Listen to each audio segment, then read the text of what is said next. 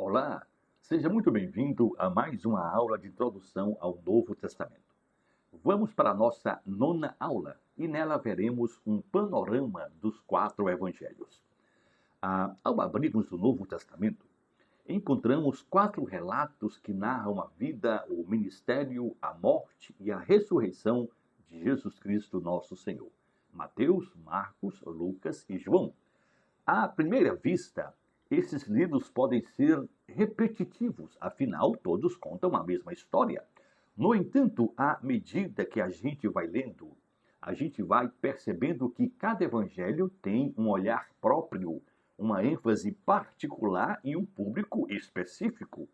Cada evangelista, guiado pelo Espírito Santo, apresenta um relato único do mesmo Jesus, destacando aspectos diferentes da sua vida e da sua gloriosa missão. Os três primeiros, Mateus, Marcos e Lucas, são chamados de evangelhos sinóticos. São chamados assim porque eles enxergam juntos os mesmos acontecimentos, muitas vezes, com linguagem e estrutura semelhantes, sinóticos, a mesma ótica.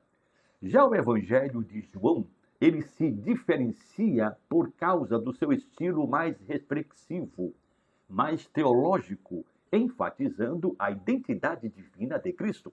Então, esses quatro evangelhos não competem entre si, mas se complementam como quatro vozes que, em harmonia, anunciam a boa nova do reino de Deus. Nesta nossa aula, vamos apresentar, primeiro, uma análise do contexto em que esses evangelhos foram escritos. Segundo, o público a que se dirigem. Terceiro, suas características teológicas e literárias principais. E, por último, veremos como Jesus é apresentado em cada evangelho. A finalidade é compreender como, por meio desses quatro testemunhos inspirados pelo Espírito Santo, a igreja recebeu e também percebeu uma visão mais completa, profunda de quem de fato é Jesus, o Cristo, o Messias, o Filho de Deus, o Salvador do mundo. Então, abra a sua Bíblia, prepare o seu coração e vamos juntos contemplar esse Cristo presente nos quatro evangelhos. Aleluia. Como nosso primeiro ponto, veremos uma introdução geral dos quatro evangelhos, começando pelo significado do termo. O termo evangelho vem do grego euangelion, e essa palavra grega significa literalmente boa notícia, boa nova. No contexto cristão, essa expressão designa a mensagem central da fé. Essa mensagem é o anúncio da salvação oferecida por Deus à humanidade por meio de Jesus Cristo.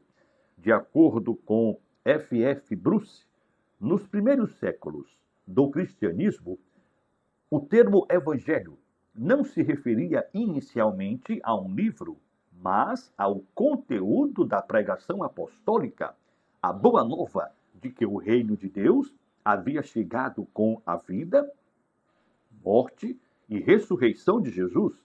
Com o passar do tempo, o termo evangelho passou a ser usado também para designar os escritos que registravam essa mensagem. Assim, os evangelhos, segundo Mateus, Marcos, Lucas e João, tornaram-se o testemunho escrito dessa boa nova.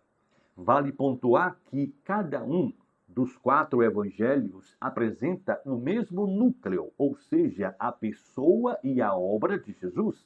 Todavia, esse núcleo ele é apresentado sob perspectivas diferentes, adaptadas a comunidades distintas e propósitos. Apesar dessas diferenças de estilo, das ênfases teológicas, todos buscam levar o leitor à fé em Jesus como o Messias, como o Filho de Deus. Portanto, os evangelhos não são meras biografias de Jesus, são narrativas teológicas que procuram revelar o significado da sua gloriosa missão. O propósito é anunciar que, por meio de Cristo, Deus reconciliou o mundo consigo mesmo e, fazendo isso, ele inaugurou um novo tempo de misericórdia e graça. Como diz Spurgeon, ler os evangelhos é entrar em contato com o coração da fé cristã, a boa nova de que Deus, em seu amor, graça, bondade e misericórdia, visitou e redimiu seu povo. Aleluia. Ainda como introdução geral, precisamos fazer alusão à formação e transmissão das tradições sobre Jesus. A formação da tradição sobre Jesus passou por um processo histórico e comunitário. E esse processo se desenvolveu em 3 grandes etapas. Na primeira, conhecida como fase das ações e palavras de Jesus, nós temos o período em que ele próprio viveu, pregou, realizou seus feitos, seus milagres entre o povo da terra de Israel. Segundo Rodolfo Bultmann, as palavras e gestos de Jesus constituíram o ponto de partida da fé cristã, mas só ganharam sentido pleno após a experiência pascal, quando os discípulos reconheceram nele o Cristo ressuscitado. Assim, os acontecimentos da vida de Jesus foram reinterpretados à luz da ressurreição. A segunda etapa é a fase da tradição oral, na qual as comunidades cristãs transmitiram as palavras feitas de Jesus de forma viva, de forma dinâmica. Conforme Joaquim Jeremias, essa transmissão não foi uma simples repetição mecânica, mas uma proclamação adaptada às necessidades pastorais e missionárias das primeiras comunidades. As histórias, os ensinamentos eram preservados, reorganizados e aplicados às novas situações, sempre com a finalidade de fortalecer a fé e a vida comunitária. Essa fase vai explicar as pequenas variações de estilos, as ênfases que a gente encontra nos evangelhos. E aí, por fim, chegou a fase da redação escrita, quando os evangelistas, sob a inspiração do Espírito Santo, reuniram e organizaram essas tradições orais e escritas existentes para compor os evangelhos que a gente hoje conhece. Raymond Brown, ele observa que cada evangelista atuou como um teólogo e intérprete, moldando o material recebido conforme as necessidades de sua comunidade. Assim, os evangelhos não são simples registros históricos, são testemunhos de fé que refletem tanto a memória viva de Jesus quanto a experiência espiritual das primeiras gerações cristãs. Ainda como nosso primeiro ponto, que é a introdução geral ao Evangelho, para concluir esse ponto, vamos falar sobre o processo de redação e canonização desses evangelhos. Quando este é o assunto, o processo de redação ela teve início a partir da necessidade das comunidades cristãs de preservar de modo fiel e organizado a mensagem sobre Jesus.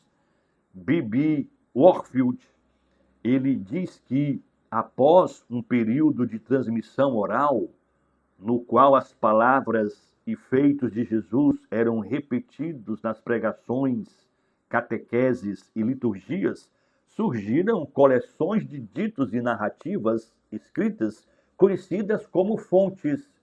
Entre elas, os estudiosos destacam aquilo que é chamado de fonte Q. O que é a fonte Q? um conjunto de ditos atribuídos a Jesus, utilizado por Mateus e Lucas, além do Evangelho de Marcos, que teria servido de base para os dois. Esse processo gradual permitiu que a tradição oral se transformasse em texto teológico cuidadosamente elaborado, voltado a públicos específicos. Cada evangelista escreveu com uma intenção pastoral e teológica própria.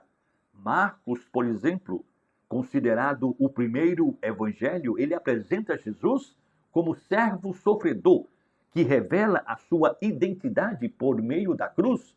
Mateus escreve para uma comunidade de origem judaica e, por causa disso, ele apresenta Jesus como o novo Moisés, como cumprimento cabal das promessas do Antigo Testamento.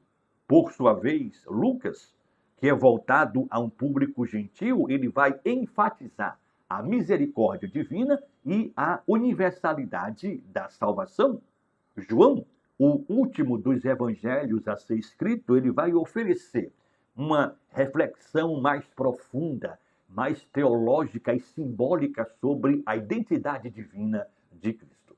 Então, esses 4 evangelhos, embora distintos, convergem na proclamação de que Jesus Cristo é o Filho de Deus, o Salvador do mundo. Aleluia! Como nós já vimos em aulas passadas, a canonização dos evangelhos foi um processo que se estendeu por vários séculos. Esse processo envolveu o discernimento teológico e eclesial. Nos primeiros tempos, diversas narrativas sobre Jesus circulavam entre as comunidades cristãs, mas nem todas foram reconhecidas como autênticas. Escritos como o Evangelho de Tomé, de Pedro, de Maria, por exemplo, eram usados em alguns grupos, mas acabaram sendo rejeitados por não estarem em conformidade com o ensinamento dos apóstolos. Bruce Metzger, ele afirma que os critérios usados pela Igreja para definir o cânon incluíram a apostolicidade, ligação com os apóstolos, a ortodoxia, fidelidade à doutrina cristã, e a catolicidade, aceitação nas comunidades. Assim, no final do século II, autores como Irineu de Leão já reconheciam apenas os 4 evangelhos como legítimos, comparando-os, segundo Irineu de Leão, aos 4 ventos da terra, aos 4 pilares da Igreja. Nos séculos 4 e 5, o cânon foi finalmente consolidado e oficialmente reconhecido. Como nós já falamos isso quando estudamos o cânon do Novo Testamento, Atanásio de Alexandria, em sua carta pascal de 367, ele apresentou a primeira lista idêntica aos 27 livros do Novo Testamento atual, chamando esta lista de a fonte da salvação. Pouco depois, os concílios de Hipona, 393, e Cartago, 397, confirmaram oficialmente o cânon de 27 livros do Novo Testamento, incluindo os evangelhos de Mateus, Marcos, Lucas e João. A partir de então, esses textos passaram a ser universalmente aceitos pela Igreja cristã como o testemunho normativo sobre a vida, a morte e a ressurreição de Jesus, que é o coração das Escrituras cristãs e da fé em Cristo Jesus, nosso Senhor.